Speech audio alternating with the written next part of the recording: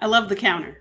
Hey, Carla, thanks so much. I don't know, glitched out a little bit because it was being weird. Hey, there we go.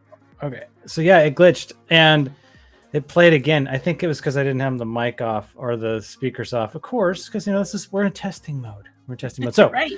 I want to say thanks to anybody who's here with us. We're going to do the chat overlay because that is a way that we're going to bring in anybody who has to go out to YouTube, anybody who actually shows up today and hangs out with us. So, Carla, because we don't have anybody here yet that I can detect or see, I was just going to finish telling you this story. So, I've been doing sales for a long time, right? And sold lots of stuff. And there's Kristen. Yay, Kristen! Thanks for showing up. And Woohoo. I've been doing it for ages. And guess what? The bane of any sort of contract hustler, right? Contract junkie or rodeo contract cowboy.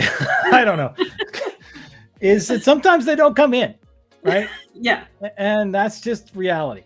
And so the you just have to deal with it. And I have learned to just relax about that, right? Not get too stressed out, not push it, not make it about me. As soon as I ask the client if they've got the contract, if they're going to sign the contract, that's about me.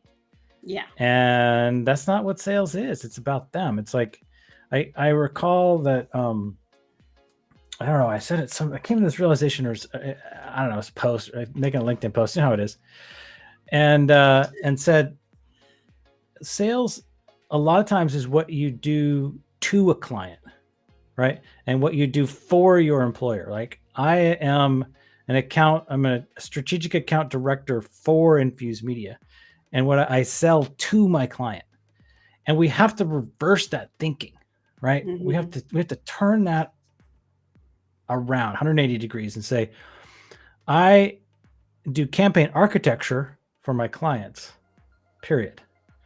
And I bring those contracts to Infuse Media. So that's kind of how that thing works. So what's happening in El Paso today? Tell me about that. Well, it's been cold for us, like 50 degrees. We almost had snow the other day. We have mountains. El Paso it's in Texas and has mountains. People don't realize that. There's a whole story behind it. The time zones, when they decided time zones, the El Paso city fought to be in mountain time zone. So the rest of Texas is all, central? And then El Paso's in mountain because you look out and because you're in the mountains. Yeah. Not the same as Alaska, but it's way better than anything else. Okay. All right. Well, I'm sort of intrigued by El Paso. I've heard that it's actually kind of a cool place. Is that true, or is it kind of a? It is. It's, I don't know what the population is, but we came from Anchorage and Alaska, and there was so many homeless people just on the corners and streets. I expected to see that here. I've seen 2 people. I've been here since June. I've seen 2 people that you would consider homeless, just kind of on the street.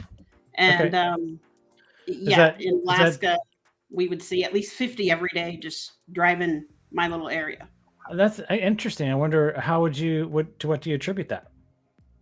I don't know if it's, there's a lot of Hispanic culture here, and they're more into the extended family compared to other cultures. So I don't know if, when someone needs help, they take it in. Also in Alaska, there's tons, it's the highest in the nation for alcohol, sexual assault, incest. I mean, all these things related to alcohol. So there's a lot more in Anchorage because there's so many people that try to come to the big city to get a job, and they just don't have the skills. And I'm really actually curious about this. Now we're totally off topic. But we still got 12 minutes. And I really appreciate that. And we are doing some testing. Kristen, thanks for hanging out with us. If you're still here, we're testing a little bit of background music at the very, very low level, working on some lighting here a little bit. We're trying to get a better feel for how a real conversation can flow in a short period of time. I worked on the count up and count down timer, and I saw that Yeah. got a little bit funkified, but I think that was on me. And so there's testing in that, and that's happening.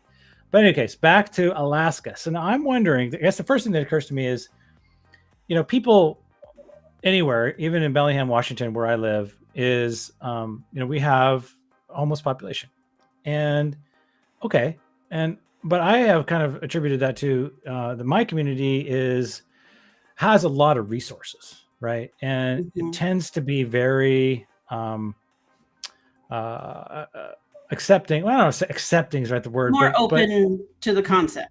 they're not. Well, it's homelessness is not a criminal thing, right? Yeah. You're not a.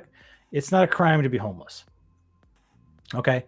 And so, as such, if you're living in your car, for example, you don't automatically get a ticket, right? Like you were protected by the law to, like, that's a thing. Like the police can't just come and chase you off, right?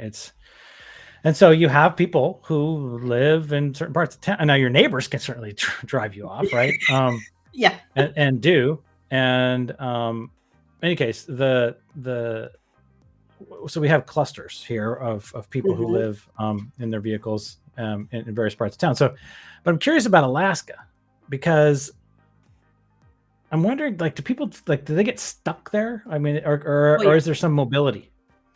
No, they get stuck there. A lot of times, Native Alaskans will come from the village and Okay. fly in, and thinking, just like how people used to think, oh, I'm going to go to LA and make it big. Yeah. Well, they think I'm going to go to Anchorage and make a bunch of money, but it just doesn't happen that way. Yeah. And especially if you're coming from, you don't have a lot of skill set, because Okay. some of these villages, they can easily have 100 to 400 people population. So Yeah. they just don't have resources to get things that people who grew up in Anchorage do. Unfortunately, that's the way it is. Gotcha. So they come to Anchorage thinking they're going to make it big. They don't. And, most people who are not most people, it's challenging for people who are on the street and down and out to not Mhm. get sucked into drugs and different things to kind of help escape that. Yeah. Yeah. I And imagine. once they start that, there's no It's hard. hope. Yeah. Gotcha. All right. Well, let's move on to brighter topics. I want to Yes, yes. know. Let's take 5 minutes here until 3:56 p.m. Pacific time, and tell me, Carla, what you are doing in El Paso, and what your job is, and who you're helping, and kind of what you're all about. Sure. I'm an instructional designer, and that means we've all taken those terrible courses like about EEO questions, that are all mandatory about, you see so and so doing such and such. Is this appropriate? So I do that, but not the way they do it. I do training and develop e-learning and virtual training and write up training for the presenters to give. And so basically, I design training with a focus on actually learning, not clicking so you can check a box. Mm. And I just use that example because most 90% of people who ever worked for a company have done some sort of training like that where they Yeah. just, click. And so that's what I'm doing here. And yeah, I make training fun. And I have a real passion. I started as a teacher, and uh,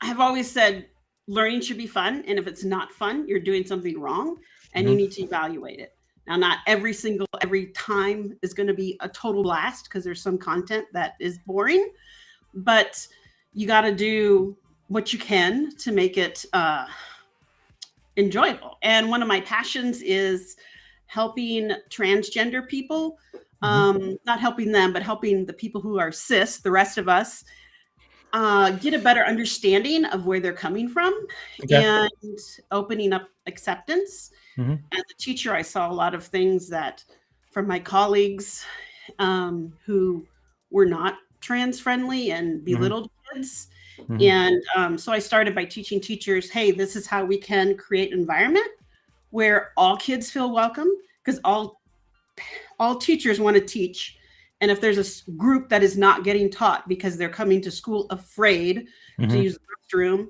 and simple things that we all take for granted, Mm-hmm. that's going to impact what we can do as teachers. So Okay. that's kind of my passion, is to help that subgroup. So now, are you employed directly by a school district or by a group or on your own, or how do you get clients? I just do it for free. Oh, okay. And I started when I was in Anchorage, and the Okay. union hired me to do a training for all the teachers who wanted to. Mhm. And it was just kind of a quick 1 hour introduction. Hey, this is what you can do in your class. And I set it up so we're all on a journey, and some of us aren't comfortable yet using pronouns. And I Yeah. respect that. But I Mhm. want to get you closer to that spot, because Mhm. we all have to grow.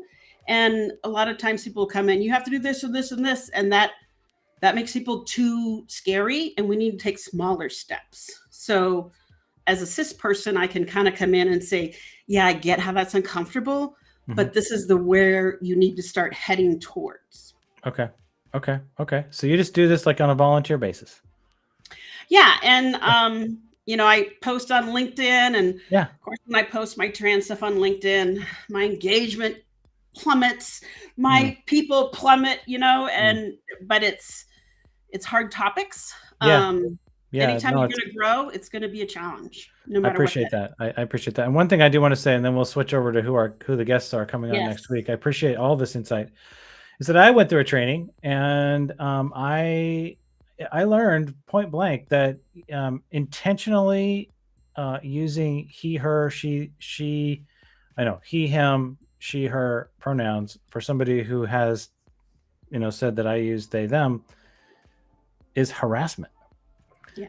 And that really opened my eyes. This is not just a joke. It's not just fun and games. And it hit home to me. And so I really do try to take it seriously, because there's so many people in our community right here on LinkedIn who use they, them, and I who am I to say or judge or do anything? It's just like, look, that's who you are. I respect it and embrace it, and choose to have a relationship because you're awesome, right? And that's how I'm gonna just live my life, and you can come along or get off the bus or do whatever you're gonna do. So let's so know that it does get through to me. All right, so next week, all right, with the Yes. launch I'm of excited. the 344, I am excited too, and I was really thrilled with how that post went off today. It felt really good to get so much affirmation, that people were kind of into it and responded like with enthusiasm. I thought, and so next week it is going to be let's see, we're going to start with Beth Hankus. And so Beth, when I first, like, it was Monday, I think this week, I was like, look at all this I gotta do. This is insane. Look at this list. Happy Monday, And Beth was like, you got to get this thing called Kanban flow. I'm like, okay, whatever. I don't know what that is. I don't have time for that. Just know that means that's why you got to get it. If you don't have time for it, you got to have it. And I'm going to guess what, Beth? You are going to be guest number 1. And you are going to come on the show, and she's going to do a full on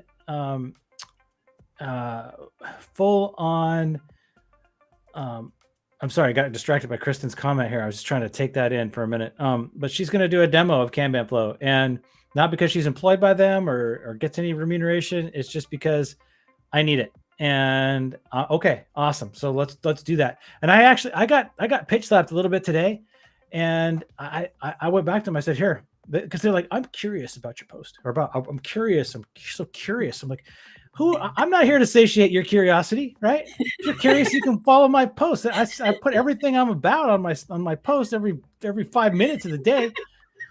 And okay, just read my Monday. yeah. So I sent him the post. I said, look, if you're that curious, why don't you come on the show and you could demo whatever it is you're trying to pitch slap me?